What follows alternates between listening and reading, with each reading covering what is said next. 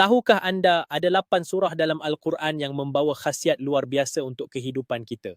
Surah Al-Fatihah dibaca setiap hari dalam solat adalah ubat untuk segala penyakit rohani dan jasmani. Surah Al-Baqarah ayat 255, ayat kursi melindungi rumah kita daripada gangguan syaitan sepanjang malam. Surah Al-Kahfi dibaca setiap Jumaat, cahaya akan menerangi jalan kita hingga Jumaat yang akan datang. Surah Yasin dipanggil jantung Al-Quran, membawa keberkatan dan ketenangan jiwa yang mendalam untuk pembacanya.